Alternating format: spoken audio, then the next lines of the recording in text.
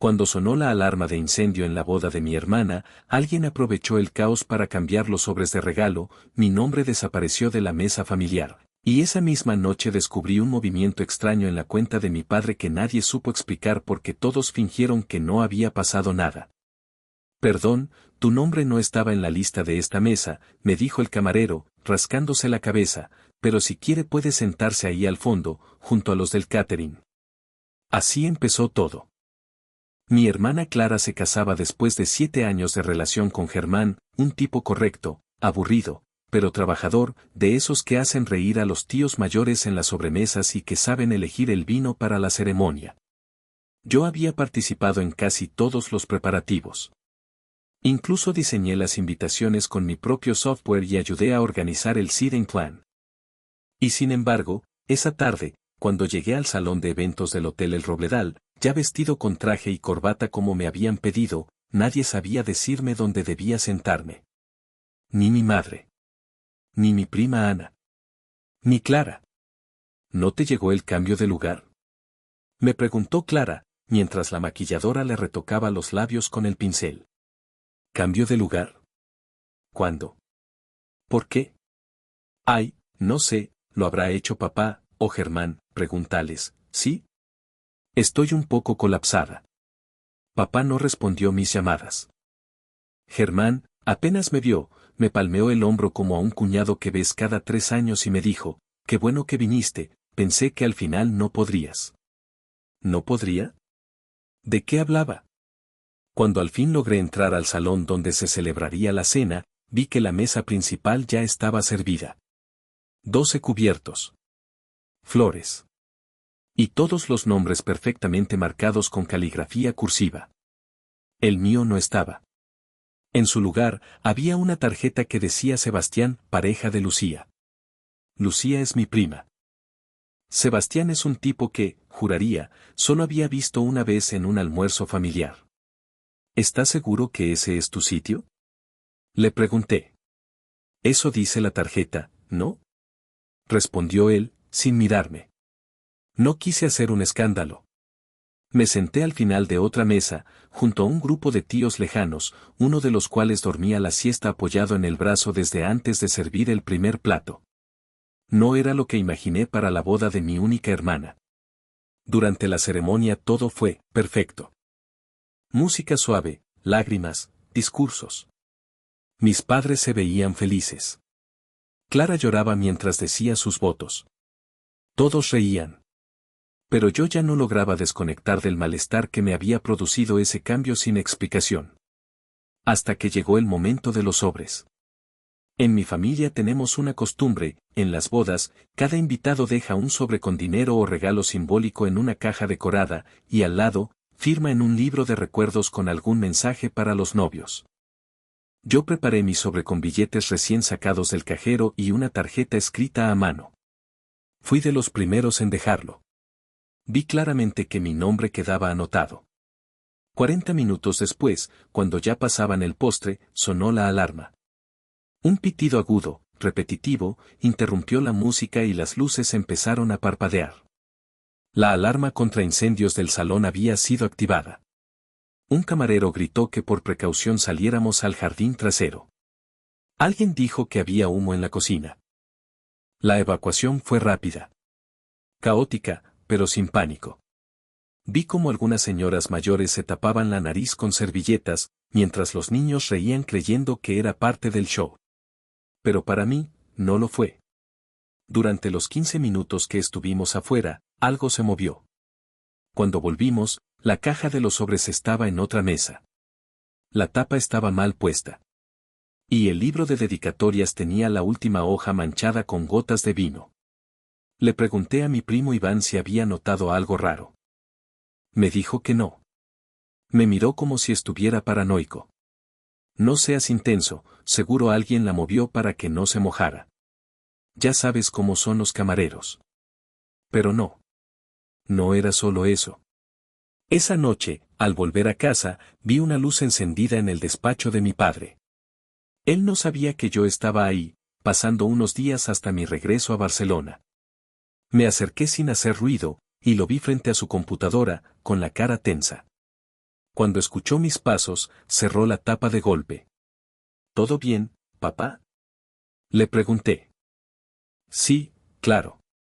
Solo revisando unas cosas del trabajo. Pero yo alcancé a ver algo en su pantalla, una transferencia reciente. No era una cifra pequeña.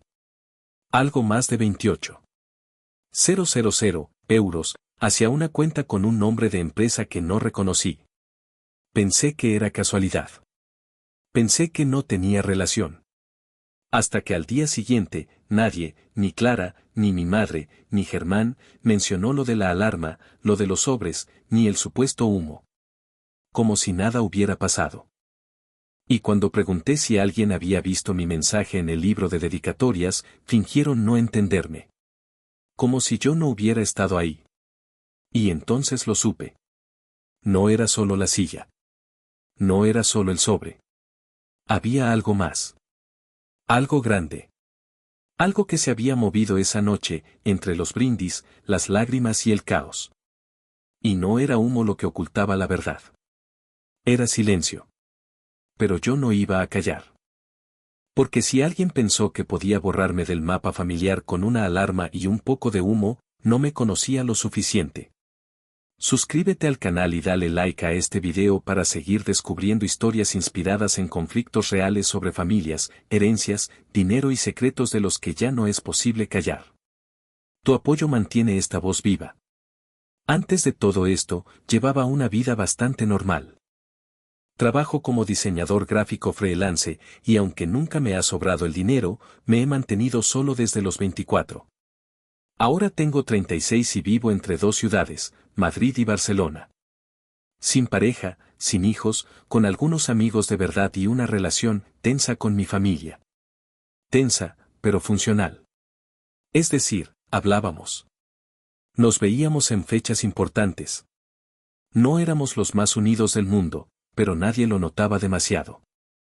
Supongo que siempre fui el hijo más solitario de los tres, aunque el mayor. Luego estaba Clara, la perfecta, la sonrisa de mamá. Y por último Sergio, el menor, que vive en México desde hace 5 años y aparece en casa solo cuando hay herencias o navidades. Mi padre, Javier, es un tipo práctico. Siempre hablaba de números, inversiones, de cómo ahorrar en cosas pequeñas para gastar en las grandes. Dueño de una pequeña empresa de suministros eléctricos que heredó de su padre. Trabajó como una máquina durante 40 años. Mamá siempre fue más emocional, más tradicional, y más protectora con Clara que con nosotros. Cuando me fui de casa a los 24, sentí que algo se cortaba. Yo esperaba más orgullo, más reconocimiento. Ellos, en cambio, me miraron como si fuera una especie de deserción. No me fui por bronca, me fui por necesidad. Quería vivir como yo quería. Libre. Sin parecer ingrato. Con el tiempo, Clara fue ocupando más espacio. Se quedaba a dormir en casa de mis padres con Germán, les ayudaba con las compras, los acompañaba a las consultas médicas. Se volvió imprescindible. Y no tengo problema con eso. El problema fue cuando empecé a notar pequeños gestos. Cuando venía de visita, notaba cómo mamá hablaba en plural, nosotros los tres fuimos al campo, nosotros ayudamos a papá con el papeleo, nosotros decidimos qué. ¿Nosotros? ¿Desde cuándo yo no era parte de ese nosotros? A veces me enteraba de decisiones familiares cuando ya estaban hechas. Que vendieron una propiedad del pueblo. Que cambiaron de gestor financiero. Que habían contratado una cuidadora para las noches. Nadie me consultaba. Yo era el hermano que estaba lejos. El que se había ido. Y después venía lo más incómodo, el dinero. En cada conversación donde el tema surgía, una cena, un café, una videollamada con Sergio, había una tensión que no podía explicar.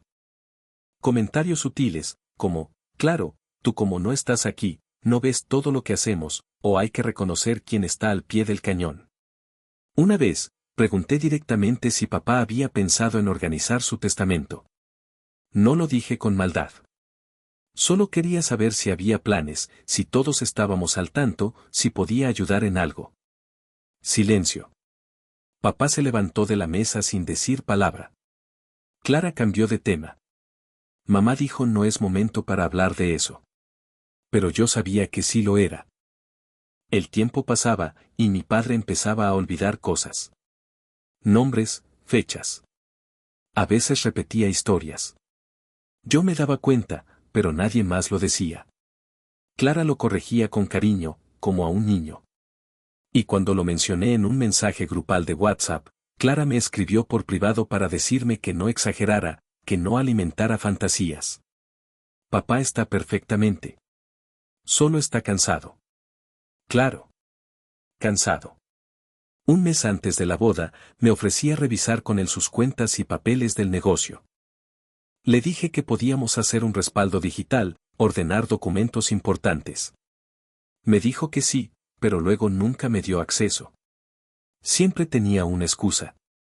Y entonces pasó algo raro, me llegó un correo de una financiera llamada Zarax Global, agradeciendo por actualizar los beneficiarios del portafolio y confirmando que los nuevos nombres ya figuraban como autorizados. Ese correo estaba dirigido a mi padre. Pero había llegado a mi cuenta. Lo llamé. Me dijo que fue un error. Que no sabía de qué le hablaba. Llamé a la empresa. No me dieron información. Le reenvié el correo a Clara. Nunca me contestó. No quise armar un escándalo. Pensé que la boda era una oportunidad para aclararlo todo. Para sentarnos, conversar, entender qué estaba pasando. Yo iba a estar unos días en casa. Podía hablar con papá, con Clara, incluso con Germán, que ahora parecía parte central del esquema. Pero en lugar de una charla, me encontré con una silla vacía, una alarma de incendio y una caja de sobres movida. Y después, ese movimiento en la cuenta de mi padre. 28.000 euros. A una empresa desconocida. No era una cifra cualquiera. ¿Papá sabía de esa transferencia? ¿La hizo él? ¿Quién la autorizó? Y, más importante aún, ¿por qué fingieron que nada de eso ocurrió? ¿Por qué el sobre con mi nombre ya no estaba? ¿Por qué el libro de dedicatorias parecía manipulado? Estaban borrándome. No solo de la mesa. Del sistema. Del plan. Del futuro. ¿Y si esa transferencia no era la primera? ¿Y si lo que vi era solo la punta de algo más profundo? Empecé a revisar documentos, correos, carpetas compartidas. Encontré pistas, pero nada concreto. Empecé a notar un patrón. Y también empecé a obsesionarme. La boda, el caos, los sobres, la mirada de mi padre, el silencio de mi hermana. Algo se movía. Algo que no querían que yo viera. Y por primera vez, pensé en hacer algo que me incomodaba profundamente, intervenir. No como invitado. No como hijo agradecido. Sino como alguien que ya no confiaba. Decidí hablar con un abogado. Uno que no conociera mi familia. Uno que pudiera revisar los movimientos de la empresa de papá, su testamento, sus cuentas. Una parte de mí se sentía culpable. Pero otra ya había entendido que si no actuaba, me iba a quedar fuera de todo.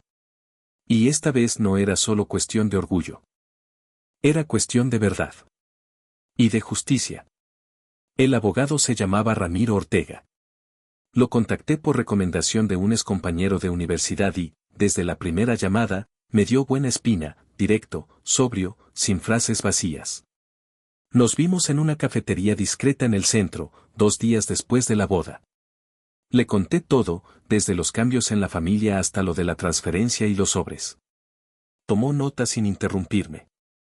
¿Y usted tiene algún documento que respalde que su nombre estaba en el testamento anterior? Preguntó cuando terminé. No tengo nada.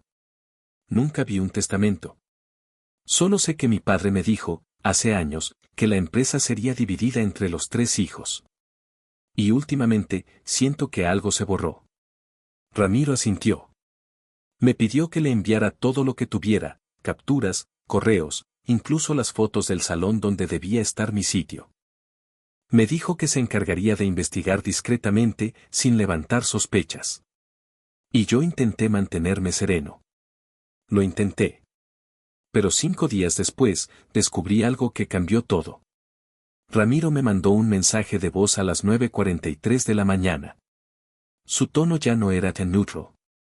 He conseguido algo importante. El poder notarial de tu padre fue actualizado hace menos de 2 meses. Y ahora solo hay una persona autorizada para realizar movimientos legales y financieros a su nombre, Clara. Sentí un pinchazo en el estómago. ¿Estás seguro? Le escribí de vuelta. Tengo copia. Puedo mostrártela. Pero no solo eso. Aparecen también firmas digitales en documentos recientes relacionados con la venta parcial de la empresa. Y todo indica que se está transfiriendo parte de las acciones a una nueva sociedad. ¿Quieres adivinar quién figura como socia? No hizo falta. Lo supe antes de que lo dijera. Clara, murmuré. La rabia me encendió el pecho. No era solo el dinero. Era la traición. No podía dejarlo así. No podía seguir esperando a que alguien hablara. Esa misma tarde, volví a casa de mis padres. Mi padre estaba en la sala, mirando un canal de noticias sin volumen. Mi madre preparaba café. ¿Está Clara? Pregunté. Viene en camino, dijo mamá, sin girarse. Esperé sentado, sin hablar. Mi padre me miró 2 veces, luego volvió la vista a la pantalla. Cuando Clara llegó, saludó como si nada pasara, me dio un beso en la mejilla y se sentó frente a mí, como si fuéramos a hablar del clima. Necesito hablar contigo. Con todos, dije. Clara cruzó las piernas, se acomodó el suéter beige y asintió. Vale. Hablemos. Mi madre se quedó de pie, con la bandeja del café entre las manos. No dijo nada. Quiero saber por qué se me excluyó de la boda. ¿Por qué mi sitio desapareció? ¿Por qué nadie me informó sobre los cambios legales de papá? Y sobre todo, ¿por qué hay movimientos de dinero que no tienen explicación? Clara no respondió de inmediato. ¿Estás insinuando que te quitamos algo? No. Estoy diciendo que lo hicieron. Con intención. Papá giró la cabeza hacia nosotros. Lo vi confundido. Y también, cansado. ¿Qué está pasando? Dijo con voz baja. Eso quiero saber yo también, contesté. Clara apoyó los codos en la mesa. Papá me autorizó legalmente a ayudarlo. Tú no estás aquí. Llevas años lejos. No puedes aparecer y exigir lo que no has construido. ¿Y qué es lo que ustedes han construido, Clara? ¿Una empresa donde ahora solo figuran tus iniciales? ¿Una cuenta donde se desaparecen 28.000 euros sin rastros? ¿Una boda donde me tratan como un extraño? Basta. Gritó mamá. No vamos a convertir esta casa en un tribunal. Yo no grité. No me moví.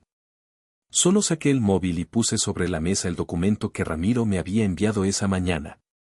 Esto no es una suposición. Esto es legal. Y esto, dije señalando la pantalla, lleva la firma de papá. Pero también la tuya, Clara. Y me juego todo a que papá no recuerda haber firmado esto. Ella me miró con furia. Estás cruzando una línea muy peligrosa, Diego. No, la cruzaron ustedes cuando decidieron que el hijo mayor no merecía estar ni en la foto de familia. Mamá se acercó a papá y le tomó la mano. Él la apartó lentamente. Me miró. Diego, ¿tú crees que yo no me doy cuenta? Todos nos quedamos en silencio. Sé que están haciendo cosas por mí.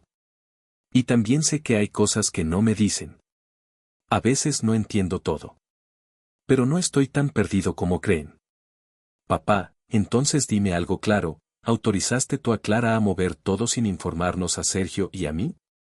Papá tragó saliva. Bajó la vista. No lo recuerdo. Esa frase, tan simple, tan devastadora, lo cambió todo. Clara se levantó de golpe. No vas a venir aquí a desestabilizarlo. Ni a culparme por todo. Si tanto te importa, entonces quédate, hazte cargo, encárgate tú. Eso haré. Pero no para quedarme con nada. Para saber la verdad. Ella me miró con los ojos rojos, sin lágrimas. Solo rabia. Mamá se quedó en silencio. Papá miraba el suelo. Y entonces lo supe, ese momento ya no tenía retorno. Lo que había empezado con una alarma falsa y una silla vacía, ahora se convertía en una guerra silenciosa. Y yo ya no podía mirar para otro lado. Después de esa conversación, no volví a casa de mis padres por casi 2 semanas. No fue una decisión premeditada. Me fui con la sensación de que, si volvía antes de tiempo, algo peor iba a romperse. La tensión en esa mesa había sido tan densa, tan cruda, que todavía me costaba creer que todo había explotado de esa forma. Me instalé unos días en el piso de un amigo en Lavapiés. Llevaba mi portátil, pero no lograba concentrarme en los encargos. Apenas comía. Me pasaba horas revisando archivos, leyendo documentos legales, intentando entender cada cláusula del poder notarial, cada movimiento en las cuentas que Ramiro me mandaba. Mi hermana no me escribió. Ni una palabra. Ni siquiera un has exagerado o un no hablamos después. Silencio total. En el grupo familiar de WhatsApp, nadie mencionó nada. Seguían mandando chistes, fotos de los nietos de una tía lejana, mensajes de buenos días. Como si no hubiéramos tenido una discusión monumental. Como si todo hubiera sido una pesadilla que solo yo recordaba. Ramiro, en cambio, seguía enviándome actualizaciones. Me contó que, legalmente, si Clara tenía poder notarial y papá no había sido declarado incapaz, era difícil frenar sus movimientos. Pero si demostraba manipulación o falta de transparencia, se abría una vía legal. ¿Y qué implica eso? Pregunté. Implica juicio. Tiempo. Exposición. Tal vez incluso dividir a la familia en 2. Ya estaba dividida. Solo que nadie lo había dicho en voz alta. Una noche, mientras buscaba papeles en una carpeta vieja que había dejado en casa hace años, encontré algo inesperado, un correo impreso, con fecha de hacía 3 años, en el que papá me pedía consejos sobre si debía vender una de las naves industriales de la empresa. Era amable, directo. Me pedía opinión. Ese correo me dio un golpe fuerte. No solo por lo que decía, sino por lo que demostraba, que en algún momento, papá confiaba en mí. Que no siempre fui el hijo ausente. Que hubo un tiempo en que mi voz tenía peso. Con eso en mente, decidí volver. No para confrontar, sino para observar. Aparecí sin avisar un miércoles a las 6 de la tarde. Mi madre abrió la puerta. Me miró sorprendida. No dijo ni hola. Solo se hizo a un lado para dejarme pasar. Papá estaba en su sillón. Esta vez sin tele. Solo miraba por la ventana. ¿Te acuerdas de este correo? Le pregunté, poniéndoselo en la mano. Lo leyó en silencio. Fuiste tú quien me ayudó a decidir, ¿verdad? Dijo al cabo de un momento. Sí. Vendiste y con ese dinero ampliaste el almacén. Asintió lentamente. Me miró con una mezcla de vergüenza y alivio. A veces siento que no sé qué hice. Y a veces siento que me están usando. Sus palabras fueron cuchillas suaves. Papá, ¿quieres que revisemos todo esto juntos? ¿Con alguien neutral? ¿Con Ramiro? Sí. Ya no me siento seguro tomando decisiones solo. Y no quiero más peleas. Le pedí que firmara un documento para designarme también como apoderado solidario. Lo leyó con calma. No dudó. Firmó. Esa misma tarde, Ramiro redactó el nuevo documento. Y al día siguiente, lo registramos. Clara no lo sabía todavía. Pero las cosas no se calmaron. Una semana después, mi madre me pidió que no revolviera el pasado. Que era mejor dejar las cosas como estaban. ¿Y qué cosas están, mamá? ¿Una empresa que está cambiando de manos sin que papá lo sepa? ¿Un hijo borrado del mapa? Ella no respondió. Pero su cara decía todo. Clara, cuando se enteró, me mandó un correo breve. No entiendo qué pretendes. Si crees que puedes deshacer todo lo que hemos construido, estás más perdido de lo que imaginaba. Lo que más me dolió no fue la amenaza implícita. Fue ese hemos construido, como si yo nunca hubiera estado ahí. Como si no llevara la misma sangre. Pero no respondí. No iba a entrar en un intercambio de fuego. En lugar de eso, empecé a ir más seguido al despacho de papá. Ordené los archivos, digitalicé contratos, llamé a antiguos proveedores. Algunos se sorprendieron de escucharme. Uno me dijo, qué bueno que volvés a estar al frente, tu padre hablaba siempre bien de vos. Volvés. Esa palabra me marcó. No era que yo me hubiera ido. Me habían corrido.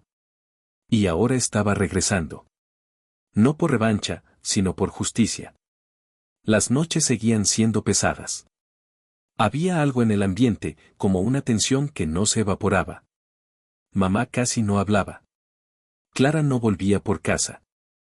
Sergio mandó un audio desde México diciendo que no quería involucrarse, que no entendía el problema. Y así, poco a poco, la estructura familiar que parecía tan firme comenzó a fracturarse.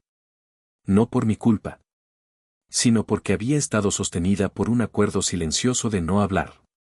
Y yo ya no estaba dispuesto a callar. Porque cuando el silencio se rompe, lo que queda no es destrucción. Es espacio para que entre la verdad. 3 semanas después del último correo de Clara, recibí un sobre a mi nombre, sin remitente, sin matasellos. Alguien lo había dejado directamente en el buzón. Dentro había una copia impresa del testamento de mi padre. No el actual. Uno fechado hacía 4 años. Ahí figurábamos los 3 hermanos como herederos por partes iguales. Las firmas eran claras. Había una cláusula que indicaba que, si alguno de nosotros quedaba incapacitado o renunciaba, los otros 2 decidirían cómo gestionar la empresa. No había menciones a poderes notariales exclusivos. No había nuevas sociedades. Era otra realidad. Me senté con ese papel en la mano y supe, sin dudarlo, que Clara lo había enviado. No por culpa. No por perdón. Sino porque entendía que el juego había cambiado. Mi padre, mientras tanto, comenzó un tratamiento cognitivo. Le diagnosticaron deterioro leve, no demencia aún. Su mente tenía momentos lúcidos, otros no tanto. Pero en los días buenos, hablábamos como antes. De películas. De cómo mejorar la web de la empresa. De si Sergio volvería algún día o seguiría huyendo de los conflictos familiares. Una tarde, mientras revisábamos viejos archivos, me preguntó: ¿crees que hice las cosas mal con ustedes? Me tomó por sorpresa. Creo que te dejaste llevar por la comodidad, le respondí. ¿Y que confiaste en quien tenías más cerca? No te culpo. Solo quiero que no sigas dejando que otros hablen por vos. Asintió sin decir palabra. Me dio una palmadita en la mano. Clara y yo no nos hablamos desde entonces. Ella no intentó revertir el nuevo poder notarial. No volvió a aparecer en casa. Germán, según supe, se molestó por todo el escándalo y cancelaron su luna de miel. Mamá sigue siendo un muro. Está ahí, en silencio, observando. A veces me ofrece café con una expresión que no sé si es culpa o costumbre. Y el dinero, ese que desapareció la noche de la boda, jamás volvió. La empresa receptora de la transferencia fue disuelta 10 días después del movimiento. Ramiro me dijo que rastrear los fondos sería posible, pero que implicaba otro proceso largo y complejo. No lo inicié. Porque entendí algo más importante. Esa noche no fue solo una maniobra para mover dinero. Fue un mensaje. Una reestructuración silenciosa. Una forma de dejarme fuera sin decirlo en voz alta. Pero no funcionó. Porque me quedé. Porque volví a levantar lo que estaba cayendo. No por interés, sino por dignidad. Hoy la empresa sigue en pie. Mi padre ya no la dirige, pero firma las decisiones conmigo. Sergio firmó un poder para desentenderse legalmente. Clara no figura más. Ni en los papeles, ni en las fotos familiares del despacho. Hace unos días, papá me dio una caja. Dijo que la había guardado mi abuelo, y que dentro estaban documentos viejos y objetos sin valor. Pero al abrirla, encontré algo más, un sobre cerrado con mi nombre escrito a mano. Lo abrí con manos temblorosas. Dentro, una nota corta. Fechada 5 años atrás. Diego, si algún día lees esto, espero que no hayas renunciado a lo que te corresponde. Las cosas no siempre son claras mientras vivimos. Pero lo justo se defiende, incluso si eso incomoda a todos. Con cariño, papá. Me quedé sentado con ese papel por más de 1 hora. Sin moverme. No lloré. Pero algo se aflojó dentro. Algo que había estado apretado desde que desapareció mi silla en aquella boda. Hoy no sé si mi familia volverá a ser la misma. Pero yo ya no soy el mismo. Y eso basta. Porque a veces, el mayor acto de amor hacia uno mismo, es no dejarse borrar. Suscríbete al canal para más historias reales sobre familias, herencias y secretos.